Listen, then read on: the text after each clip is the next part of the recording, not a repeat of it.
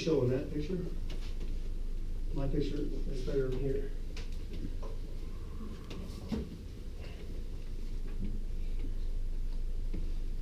Well, that's the back of the body, but you see how it comes across? Yeah. To the arm? It looks like you can just slip it right there. Otherwise, how would it, that's an attached arm. How would it move for a pull down? You just be going like this, north to glass, right? So it comes across to the bicipital group of the humerus. A lot of things are attached there. So it comes like this, though. So it should goes like that instead of the pecs. Right? So if your pecs aren't overactive, your lats probably are overactive. Probably hand to hand. Probably both of them. Yep. That's why we're on that list too. Why is the teres major on that list? Because they also do protraction. Yeah, it does, and it does internal rotation. It's the last little helper. That's what that is. The teres major. The teres minor is a rotator cuff muscle. The teres major They have different is jobs. like right there with the lats. It does like the same thing, but it's real small. This goes across. It does the same thing as the lats. You'll find in every action it's the same thing. So it does extension. It does. You're always gonna find it with the same list. So I just put there. I put it together as internal rotation, right? Where does the teres major attach, or the insertion? Here, I'll show you. Or rather the It looks just like it.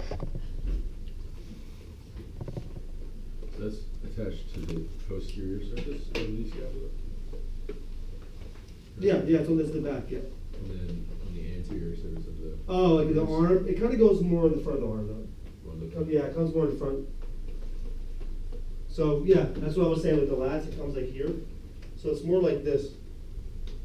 If it was back here, it probably wouldn't be able to like, it wouldn't be able to do this.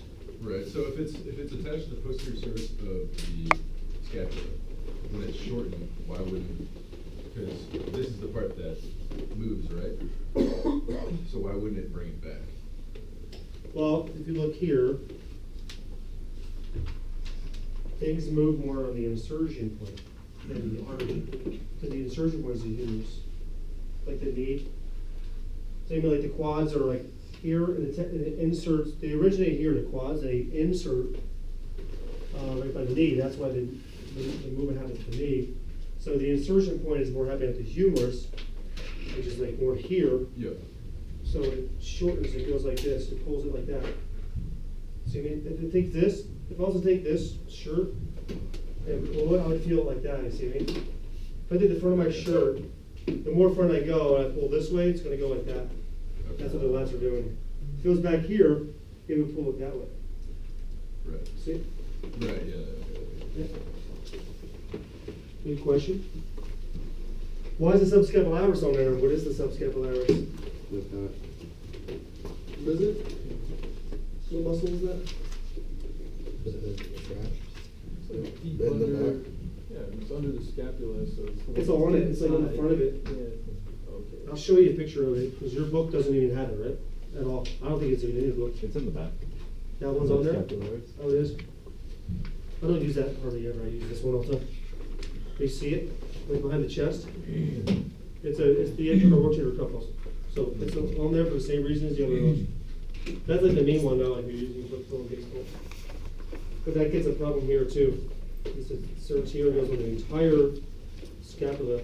So you feel like in pain. People have a lot of rotator cuff problems right there. When they're like a rotator cuff, it's either the bicep tendon, the pecs, or the actual rotator cuff. So those three together, plus the pecs, are on there for all the same reasons. Probably protraction, like Ricky said. I'm sure that's going on too. It's protracting and interrotating, and elevating and neck flexing. So that on the lengthened list here, deep cervical flexors, they don't name them in there, so you'll never be asked it. But if you want to know, it's the last two pictures in the back of that. On the very left, yeah, that one and the one on the next page. Longus capitis. Yes, longus capitis. So they make up the cervical flexors, but that can get confusing, right? You're thinking about that already flexed. Why would I flex more? It does this, or it flexes kind of inward and down. Because the person's like this. So you need to take them and get them to be able to do this. So it's like, it's hard to do, but you put them like Now this here, and just go like this. And you can feel the tension, I can feel it, I'm tight right there. This past week, from me doing all that crazy show-off stuff at the gym, I'm so like, it's strong though, I can feel it, but it's making me really He's tight. getting cute. Yeah, He was trying to get I was, yeah. They keep those It worked shoulders though, up into actually. you. Look at that. You can lay the foam roller and just do it like that. You can get a towel and like Oh yeah. pull it that way. And then you gotta get the traps to relax, so you press on the ball.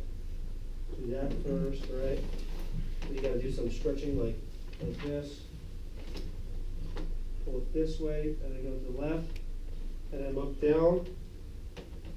Get the levator scapular, semiquatermastoid, and look up like that. You feel all the stretching. After you do all that, you gotta roll out the pecs, roll out the lats, and then stretch them.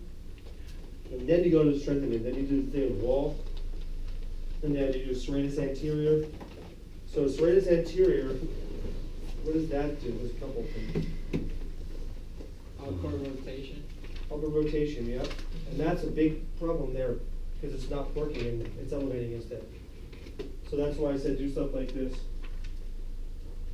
Oh, I stepped on, oh. Like this.